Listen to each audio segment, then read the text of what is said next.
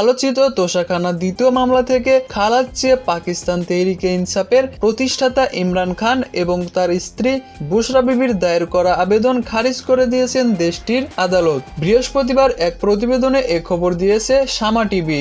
আদালতের সিদ্ধান্ত অনুযায়ী অভিযুক্তদের বিরুদ্ধে আনুষ্ঠানিক অভিযোগ দায়ের করার পথ প্রশস্ত করেছে।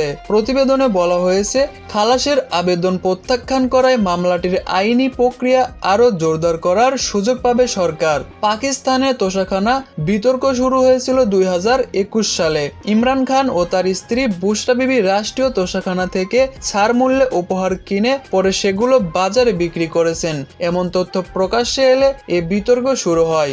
এরপর 2022 সালে বেআইনিভাবে রাষ্ট্রীয় উপহার বিক্রির দায়ে সাবেক প্রধানমন্ত্রী ইমরানের সংসদ সদস্য পদ খারিজ করে দেয় নির্বাচন কমিশন।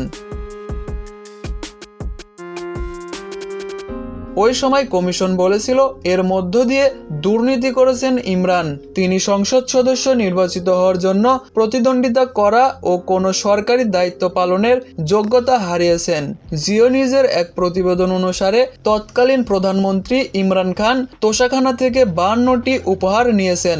তিনি আইন ও বিধি লঙ্ঘন করে নামমাত্র মূল্যে এসব উপহার কিনে নেন। পরে অধিকাংশ উপহার তিনি বিক্রি করে দেন। এসব উপহারের আনুমানিক মূল্য 14 কোটি 20 লাখ রুপি। ইমরান প্রধানমন্ত্রী থাকাকালে 2018 সালের আগস্ট থেকে 2021 সালের ডিসেম্বর পর্যন্ত এসব উপহার নিজের জিম্মায় নিয়েছিলেন। চলতি বছরের জানুয়ারিতে ইমরান খান ও তার স্ত্রী বুশরা বিবিকে আজ তোষাখানা মামলায় 14 বছরের কারাদণ্ড দেওয়া হয়। একই সময় নতুন আরেকটি তোষাখানা মামলায় অভিযুক্ত ইসলামাবাদের একটি আদালত তাদের অভিযুক্ত করেন। গত মাসের শেষ দিকে প্রায় 9 মাস কারাভোগের পর তোষাখানা মামলায় ইমরান খানের স্ত্রী বুশরা বিবির জামিন মঞ্জুর করে আদালত। তবে 1 বছরেরও বেশি সময় কারাগারে রয়েছেন ইমরান খান। ইমরান নিজেই একাধিক মামলার মুখোমুখি রয়েছেন। এর মধ্যে সন্ত্রাস বিরোধী আইন লঙ্ঘনের অভিযোগও রয়েছে তার বিরুদ্ধে।